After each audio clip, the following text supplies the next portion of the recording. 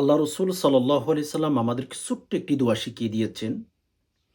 আমরা যদি সেই দোয়াটি পাঠ করে নিয়ম অনুযায়ী লবণের মধ্যে ফু দিয়ে আর সাথে তেলের মধ্যে ফু দিয়ে সেই লবণ আর যদি তেলগুলো ব্যবহার করতে পারি, আমাদের শরীরের যে কোনো ব্যথা, যে কোনো যন্ত্রণা দূর হয়ে যাবে। আপনার ঘরে যদি অসুস্থ মা বাবা থাকে, আপনার ঘরে যদি বৃদ্ধ মা বাবা থাকে, অথবা আপনি নিজেও যদি ব্যথার মধ্যে হ্যাঁ ভুগতে থাকেন, আপনার শরীরের বিভিন্ন জায়গার মধ্যে ব্যথা হয়ে থাকে, সেরকম যদি হয়ে থাকে, আমি আপনাকে বলছি একটু সবর করে ভিডিওটি দেখার চেষ্টা করবেন। আজকের ভিডিওটি প্রত্যেক নারী পুরুষের জন্য, প্রত্যেক ইমানদার নারী পুরুষের জন্য আজকের ভিডিওটি কিন্তু অত্যন্ত জরুরি। এজন্য আমি সবার কাছে বলবো, যে সমস্ত ভাই বোন শরীরের মধ্যে ব্যথা আছে, অথবা আপনার বাবুর শরীরে ব্যথা, আপনার মায়ের শরীরে ব্যথা, আপনার আত্মীয় স্বজনদের শরীরে ব্যথা, আর পাশাপাশি আমলটি করলে পৃথিবীর কোনো জীবজন্তু যেগুলো আপনাকে কামড় দিলে আপনার ক্ষতি হবে, আপনার শরীরে নখ লাগলে আপনার ক্ষতি হবে, যে সমস্ত জীবজন্তু আক্রমণ করার আপনার আশঙ্কা রয়েছে, সে সময় আমলটি করলে পৃথিবীর কোনো জীবজন্তু আপনাকে আঘাত করতে পারবে না। সাপ বিচ্ছু থেকে শুরু করে কেউ আপনাকে ক্ষতি করতে পারবে না। আজকের আমলটি অত্যন্ত গুরুত্বপূর্ণ। এজন্য আমি আপনাদেরকে বলবো, একটু সবর করে ভিডিওটি শুরু থেকে শেষ অবধি মনোযোগ সহকারে দেখতে থাকুন। আর হ্যাঁ, এখনো পর্যন্ত যদি আপনি লাইক না করে থাকেন, একটা লাইক করে ফেলুন, চ্যানেলটি সাবস্ক্রাইব করে নোটিফিকেশন অন করে ফেলুন। আমি যখনই ভিডিও আপলোড করব সবার আগে যেন আপনি পেয়ে যান। সম্মানিত দিনী ভাই বোন, আমাদের জীবনে, ছোট্ট এই জীবনে আমাদের যা যা প্রয়োজন হবে সব কিছু আল্লাহ রসুল সাল্লাহ সাল্লাম আমাদেরকে শিখিয়ে দিয়েছেন। যত কিছুর প্রয়োজন হবে লাইফে, যত কিছুর দরকার আমাদেরকে রসুল্লাহ সাল্লাহ সাল্লাম সব শিখিয়ে দিয়েছেন। আজকে যে দোয়াটি আমরা শিখব সেই দোয়াটিও নবীজি শিখিয়ে দিয়েছেন। দুঃখের সাথে বলতে হয়, দুঃখের সাথে বলতে হয় আমরা নবীজিকে চিনি নাই, আমরা নবী আলাইহিস সালাতু সালামের শিখানো পদ্ধতিতে জীবনটা কাটাইতে পারিনি। দুঃখের বিষয়, কষ্ট নিয়ে বলতে হয় আমরা আল্লাহ রসুল সাল্লাহ সাল্লামের শিখানো পদ্ধতিতে জীবনটা কাটাইতে পারি না। এটি আমাদের সবচেয়ে বড় ব্যর্থতা বা দুঃখের বিষয়। তো কেমনে? আল্লাহ রসুল সাল্লাহ সাল্লামকে যারা চিনছেন, সে মানুষ হোক, সে জানোয়ার হোক, যে কোনো ব্যক্তি হোক না কেন, যদি রসুল্লাহ সাল্লাহ সাল্লামকে চিনেন বা রসুল্লাহ সাল্লাহ সাল্লামকে যদি ফলো করেন, ওই ব্যক্তি দুনিয়া আর আফটার জিন্দেগিতে উভয় জাহানে সফল হয়। আমাদের শরীরে ব্যথা, আমি আপনাদেরকে বলছি না যে চিকিৎসা নেবেন, হ্যাঁ চিকিৎসা নেবেন, চিকিৎসা করে, এটা রসুল্লাহ সাল্লাহ সাল্লামের সুন্নাহ। আপনি আজকের আমলটি করতে পারেন, নবীজির আমল, নবীজি শিখিয়ে দিয়েছেন দোয়াটি, অথচ আপনি জানেন না, অথচ আপনি জানেন না। আপনি নবীজির উম্মত দাবি করেন নিজেকে। নবীজিকে চিনলেন না মেরে দোস্ত। খেজুর গাছ নবীজিকে চিনেছেন, গুইসাপ নবীজিকে চিনেছেন, মরা খেজুর গাছ নবীজিকে চিনতে দেরি করেন নাই। আপনারা সবাই জানেন মরা খেজুর গাছের কথা, প্রসিদ্ধ কথা। আপনাদেরকে তারপর একটু শেয়ার করি, যেন নবীজির মহাব্বত, ভালোবাসে একটু হলেও অন্তরে ঢুকে যায়। মরা খেজুর গাছ, কে জানি কোথায় থেকে ঈশা নবীজিকে বললেন, জিয়া রাসূলুল্লাহ, আমরা তো মদিনার মধ্যে কোনো অনেকেই নামাজ পড়ি, তবে মানুষের সংখ্যা যেহেতু বেড়ে গেছে, তাহলে একটা সুন্দর একটা মিম্বর তৈরি করি। নবীজির ঘটনা, খেজুর গাছের ঘটনা। খেজুর গাছ নবীজিকে চিনেছেন, অথচ আপনি মুসলমান, আমি মুসলমান, আপনিও চিনেন না, আমিও চিনি না। আমলটা আমি একটু পরে বলতেছি, সবর করেন, একটু সময় বের করে ভিডিও দেখেন। আমলটা আমি একটু পরে আপনাদেরকে শিখিয়ে দিচ্ছি, এই ঘটনাটা শুনেন। নবীজির প্রতি যেন আপনার অন্তর ভেতর ভালোবাসা, হৃদ্যত সম্পর্কগুলো বেড়ে যায়, যেন নবীজির আমল আপনি বেশি বেশি করতে পারেন, মন যেন চায়, যেন নবী আলাইহিস সালাতু ওয়াস সালামের শিখানো প্রত্যেকটা দোয়া আপনার মুখস্থ থাকে, নবীজির প্রতি যেন ভালোবাসা, ভক্তি বাড়ে। এজন্য আপনাদেরকে ঘটনাটা বলছি। মরা খেজুর গাছ, ওইটার উপরেই দাঁড়িয়ে ওইটার উপরে নবী আলাইহিস সালাতু ওয়াসাল্লাম যখন খুতবা দিতেন মদিনায়, তখন ওই খেজুর গাছের সাথে প্রতি জুমার দিন টাচ নবী আলাইহিস সালাতু ওয়াসাল্লামের শরীরের সাথে টাচ লাগত। তো কে জানি কোথায় থেকে আইসা নবীজিকে বললেন যে, ইয়া রাসূলুল্লাহ, আমাদের মসজিদে নববীতে অনেক বড় হয়ে গেছে, অনেক মানুষ নামাজ পড়ে, একটা সুন্দর একটা মিম্বর তৈরি করে দিয়ে আপনি ওখানে দাঁড়িয়ে খুতবা দিতে পারবেন। তো অনেকের পরামর্শের কারণে নবী আলাইহিস সালাতু ওয়াসাল্লাম অনুমতি দিলেন যে, হ্যাঁ, সমস্যা নাই। সে মিম্বার তৈরি করে দিল। মিম্বার তৈরি করার পর থেকে আর খেজুর গাছই, জুমার দিন যে আগে নবী আলাইহিস সালাতু ওয়াসাল্লাম খুতবা দিতেন খেজুর গাছে, ওটা আর ইউজ করেন না। যেই দিন শেষ খুতবা দিতেছিলেন, খেজুর ওই খেজুর গাছ কান্না করছিলেন, চিৎকার করছিলেন। খেজুর গাছ, মরা খেজুর গাছ নবীজিকে চিনেছেন। অথচ আপনি মুসলমান, আমি মুসলমান, নবীজির শিখানো কতটা তো আপনার মুখস্থ আছে বলুন তো? আমার কতটি মুখস্থ আছে সেটা আমি জানি, আপনার কতটি মুখস্থ আছেন সেটা আপনি জানেন। দুঃখের বিষয়, আমরা জাতি কত হতভাগা হয়ে গেছি আজকে। আজকে কত হতভাগা হয়ে গেছে, চিন্তা করেছেন কোনো সময়? তো যেটা আপনাদেরকে বোঝাইতে চাচ্ছি, রাসূলুল্লাহ সাল্লাল্লাহু আলাইহি সাল্লাম খেজুর গাছকে কোনোভাবে থামাইতে পারতেছে না। কোনোভাবেই থামছে না খেজুর গাছ। ফলে নবীজি খেজুর গাছকে বললেন, খেজুর গাছ শোন, কেন কান্না করতেছিস আমি জানি। হয়তো নতুন মিম্বর তৈরি করেছে যেন তুই কান্নাকাটি করতেছিস। তুই শোন, কিয়ামতের ময়দানে তুই মরা খেজুর গাছ আমাকে খেজুর দিতে পারিস নাই। তোর আমার সাথে রাখবো, তুই খেজুর দিবি, আমি আর খেজুর খাবো। আমি আর খেজুর খাইতে থাকবো। তুই আমাকে জান্নাতের ভেতরে খেজুর দিস। তখন ওই খেজুর গাছ তার চিৎকার দেওয়া বন্ধ হয়েছে। মরা খেজুর গাছ নবীজিকে চিনেছেন। অথচ আপনি আমি কোন দেশে বসবাস করি, কোন প্রাণী মনে করি নিজেকে বলুন তো? বুদ্ধিমান, সেরা বুদ্ধিমান মনে করে আপনি আমি, রাইট? আপনিও বুদ্ধিমান, আমিও বুদ্ধিমান, এটি আমরা মনে করি। কিন্তু মেরে দোস্ত, নবী আলাইহিস সালাতু ওয়াসালামকে কতটুকু ভালোবাসেন, কতটুকু মহাব্বত করেন আপনি কি জানেন? নিজেকে নিজে পরীক্ষা করেন। নিজেকে নিজে পরীক্ষা করেন। ওকে, ফাইন। তো আমি আপনাদেরকে যে দোয়াটি শিখিয়ে দেব, সে দোয়াটি অনেকে পারেন। আমাদের অনেক সময় দেখা যায় শরীরের মধ্যে বিভিন্ন ব্যথা হয়ে থাকে। দুঃখের বিষয়, আগের যুগের মধ্যে এত রোগ ছিল না। মানুষ নামে জানতো না ভাই। বর্তমান সময়ে এত রোগ, যেগুলোর নাম দিতে গেলেও ডক্টররা হয়রান হয়ে যাচ্ছে। এত রোগ তৈরি হয়ে গেছে। এত রোগ তৈরি হয়ে গেছে বর্তমান সময়ে। কিন্তু আগের যুগের ইতিহাস যদি পড়েন, আগের যুগের অনেক দাদা-দাদিরা, নানা-নানিরা কিন্তু এখনো ভালোভাবে সুস্থভাবে হাঁটাচলা করতে পারে। তাদের শরীরে ব্যথা নাই। কিন্তু আমাদের ছোট্ট বাবুদের শরীরে পর্যন্ত এখন ব্যথা, জ্বালা যন্ত্রণা শুরু হয়ে গেছে, রাইট? ছোট্ট বাবু এখন তাদের শরীরে জ্বালা যন্ত্রণা, ব্যথা।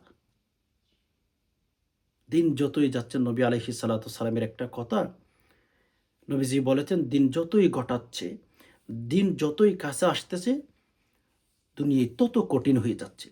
কথা কি ঠিক? আপনার কি মনে হয়? দিন যতই যাচ্ছে, দিন যতই ঘটাচ্ছে, আমাদের পৃথিবীটা কেমন জানি কঠিন হয়ে যাচ্ছে। রোগ তৈরি হচ্ছে, বিভিন্ন সমস্যার মধ্যে আমরা পড়ে যাচ্ছি, ইত্যাদি, ইত্যাদি। অনেক সমস্যা। দিন যতই যাচ্ছে। ওকে? তো যাই হোক, যে কোনো রোগ যদি কোনো বান্দার উপরে থাকে, বা আপনার যদি কোনো রোগ হয়ে থাকে, টেনশন করবেন না। আমি আপনাদেরকে বলব, যখন শরীরের ব্যথা হবে বিশেষ করে, কষ্ট নিবেন না, নৈরাশ হবেন না। আল্লাহ তাআলা আমাদেরকে নৈরাশ না হতে বলেছেন। কুল ইয়া ইবাদিয়াল্লাযীনা আসরাফু আলা আনফুসিহিম লা তাকনাতু মির রাহমাতিল্লাহ। রব্বুল আলামিন বলেছেন, তোমরা নৈরাশ হইও না। মির রাহমাতিল্লাহ, আল্লাহর রহমত থেকে আমি তোমাদের সাথে আছি। আল্লাহ সুবহানাহু ওয়া তাআলা বলেছেন, তোমরা নৈরাশ হওয়ার দরকার নাই। আমি তোমাদের সাথে আছি। ওকে? এজন্য যখন রোগ হয়ে যাবে, অনেক মানুষ দেখা যায় আল্লাহ তাআলার বিরুদ্ধে কথা বলেন, আল্লাহ পাক রব্বুল আলামিনের বিধান পছন্দ করেন না, ইত্যাদি ইত্যাদি অনেক সমস্যার কথা বলেন। বাট আমি আপনাদেরকে বলবো, আপনি যখন অসুস্থতার মধ্যে পড়বেন, আল্লাহ তাআলার নাফরমানির কোনো কথা বলবেন না। আইয়ুব নবীর কথা স্মরণ করবেন। পুরো 18টা বছর অসুস্থতার মধ্যে আইয়ুব নবী ছিলেন। অথচ আপনার শরীরে একটু ব্যথা হলে, আমার শরীরে একটু ব্যথা হলে, আপনার আত্মীয়স্বজন, আমার আত্মীয়স্বজনদের শরীরে একটু ব্যথা হলে, একটু অসুস্থতার মধ্যে যখন পড়ে যাই, তখন কিন্তু অনেক কথা বলে ফেলে। অনেক কথা বলেই ফেলে মানুষ। নাউজুবিল্লাহ, আল্লাহ মাফ করুক। আল্লাহ নারাজ হয়ে যাবে। তো যাই হোক, যখন অসুস্থতার মধ্যে পড়ে যাবেন, সবরের জিন্দেগি করবেন। ইন্নাল্লাহা মাআস সাবিরিন। আল্লাহ তাআলা বলেছেন, যারা সবর করে তাদের সাথে স্বয়ং আল্লাহ সুবহানাহু ওয়া তাআলা থাকেন। তো এখন রোগ যেহেতু হয়েই গেছে, তো আল্লাহ পাক রব্বুল আলামিনের কাছে দোয়া করা কিন্তু নিষিদ্ধ নয়। উদউনি আস্তাজিব লাকুম। শরীরের ব্যথা হয়েছে, যে কোনো সমস্যা হয়েছে, আপনি কোরআন থেকে আমল করার চেষ্টা করবেন। এটা আমার কথা নয়। আল্লাহ তাআলা কোরআনুল কারীমের ভেতরেই কোট করেছেন। ওয়ানাজ্জালনা আলাইকা তিবয়ানা লিকুল্লি শাই। আল্লাহ সুবহানাহু ওয়া তাআলা নিজেই বলেছেন যে, বান্দা, আমি তোমাদেরকে কোরআন দিয়েছি, সেখান থেকে তোমরা চিকিৎসা নিতে পারো। তিবয়ানান মানে ডাক্তারি বা চিকিৎসক, চিকিৎসা। ওয়ানাজ্জালনা আলাইকা তিবয়ানা লিকুল্লি শাই, আল্লাহ তাআলা বলেছেন। কোরআন থেকে আমরা আমল নিতে পারি, সে কথাটা রব্বুল আলামিন বলেছেন। ওকে, ফাইন। এবার আসুন, প্রথম নাম্বার আমরা দোয়াটি শিখে ফেলি। এরপরে কিভাবে আমল করবেন সেই দোয়াটি, সেই আমলটা আপনাদেরকে শিখিয়ে দেবো। আমার সাথে সাথে ২-১ বার রিপিট করুন। এরপর আমি আপনারা কিভাবে আমল করবেন সেটা আপনাদেরকে শিখিয়ে দেব। ওকে, দোয়াটি স্ক্রিন লক্ষ্য করেন। হ্যাঁ, আমার সাথে সাথে আস্তে আস্তে পড়ুন। আউযু বিকা লিমাতিল্লাহিত তাম্মাতি মিন শাররি মা খলাক। সহি শুদ্ধ করে। এই দোয়াটি অনেকে পারেন আমি জানি, কিন্তু ভুলে বড় উচ্চারণ করেন। কিভাবে আমল করবেন একটু পরে বলতেছি, আপনারা একটু শিখে ফেলুন দোয়াটি।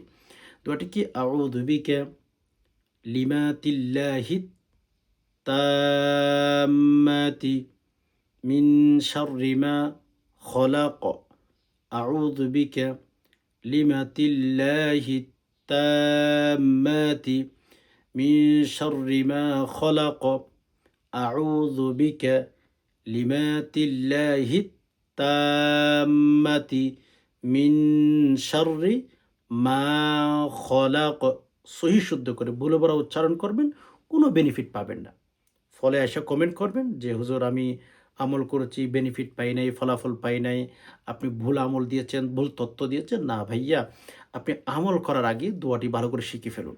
আউযু বিকা লিমাতিল্লাহিত তাম্মাতি মিন শাররি মা খলাক।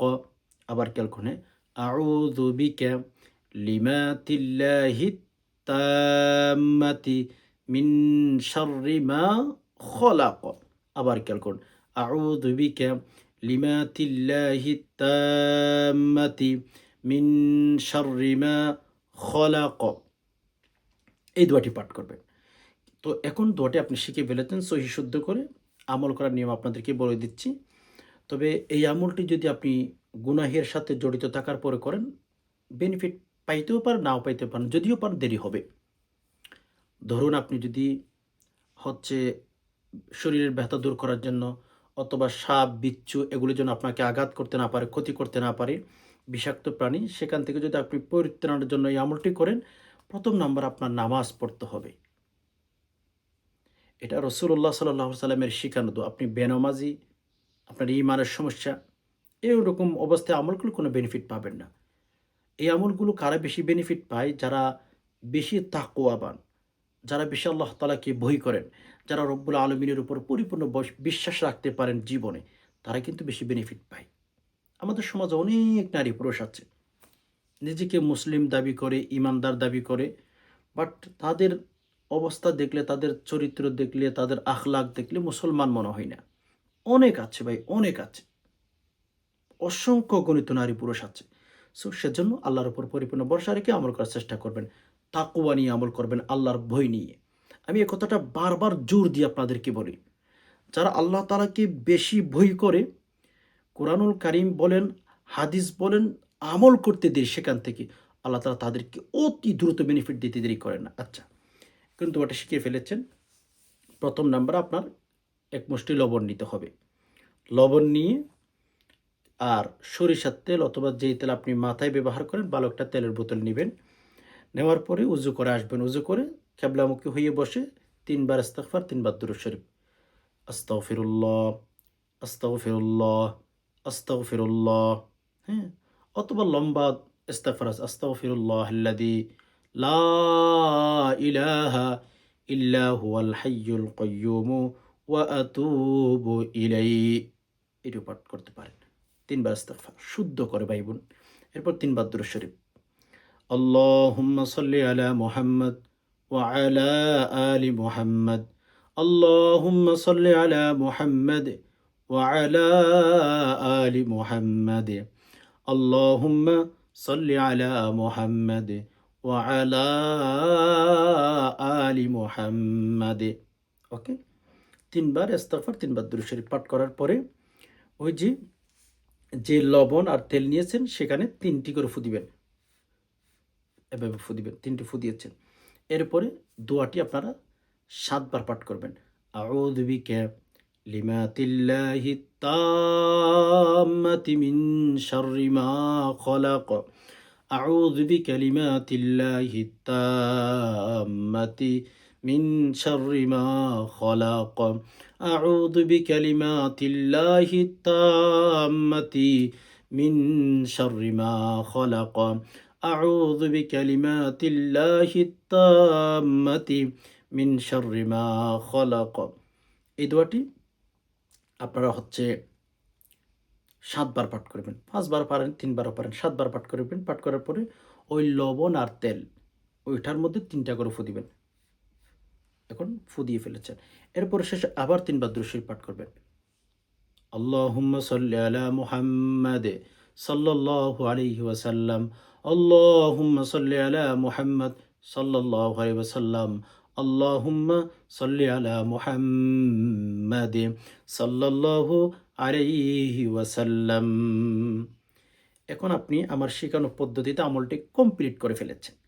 একেবারে শেষ করে ফেলেছেন, মোটামুটি আমলটি শেষ করেছেন। Okay fine. আমলটি এখন করার পরে এই জিনিসগুলো কিভাবে ব্যবহার করবেন? ১ম নাম্বার আমি লবণের কথা বলব। লবণগুলো আপনি প্রতিদিন সকালে খাবেন আর দিন শুরু করবেন। পৃথিবীর কোনো প্রাণী, সাপ, বিচ্ছু যেগুলো আঘাত করলে আপনি ক্ষতিগ্রস্ত হবেন, এগুলো আপনাকে কোনোভাবে ক্ষতি করতে পারবে না। যদিও ক্ষতি করে আপনার বিষ লাগবে না, আপনার যন্ত্রণা হবে না। সুবহানাল্লাহ। এজন্য আপনারা সবাই আমলটি করতে পারেন। আজকের আমলটি কিন্তু প্রত্যেক নারী পুরুষের জন্য। ২য় নম্বর যে তেলগুলো নিয়েছেন সে তেলগুলো যে সমস্ত ভাই বোনদের শরীরে, মা, বাবা, আপনি নিজেও হতে পারেন, যেখানে ব্যথা সেখানে বিসমিল্লাহির রহমানির রহিম পাঠ করে ফু দিবেন। বিসমিল্লাহির রহমানির রহিম তেলগুলো নিয়ে ব্যথার জায়গাতে আপনি ম্যাসাজ করবেন আর বিসমিল্লাহ পরে ফু দিবেন। এভাবে আমলটি করেন, ৩ দিনে বেনিফিট পাবেন। ৩ দিনে শরীরের যে কোনো ব্যথা দূর হয়ে যাবে। ৩টা দিন আমল করেন। ৩টা দিন অনেকে করেছেন, সুবহানাল্লাহ, ভালো বেনিফিট পেয়েছেন। ভালো ফলাফল আল্লাহ তাআলা তাদেরকে দিয়েছেন। সো আপনিও পাবেন, আপনিও আমল করে দেখেন। ইনশাআল্লাহ ঠকবেন না। আশা করি বিষয়টি বুঝতে পেরেছেন। রব্বুল আলামিনের কাছে দোয়া করি, আল্লাহ যে সমস্ত ভাই বোন কথাগুলো শুনছেন, ইসলামের কথাগুলো, ধর্মের কথাগুলো, আল্লাহ সবাইকে সকল প্রকার রোগ থেকে হেফাজত করুন। রমাদান মাসে রসুলে আল্লাহ সবাইকে মাফ করে দিন। আল্লাহ সবাইকে কবুল করুন। আল্লাহ জাহান্নাম থেকে মুক্তি দান করুন। আল্লাহ সবার ঘরে ঘরে শান্তি দান করুন। অনেক ভাই বোন অশান্তিতে আছেন, সংসার নিয়ে, আল্লাহ সংসারের মধ্যে শান্তি দান করুন। আমিন। আজকে এই পর্যন্ত, দেখা হবে অন্য কোনো ইসলামিক ভিডিওতে। ততক্ষণ পর্যন্ত আল্লাহ সুবহানাহু ওয়া তাআলা আমাদের সবাইকে ভালো রাখুক, সুস্থ রাখুক। আমিন। মা আসসালামা।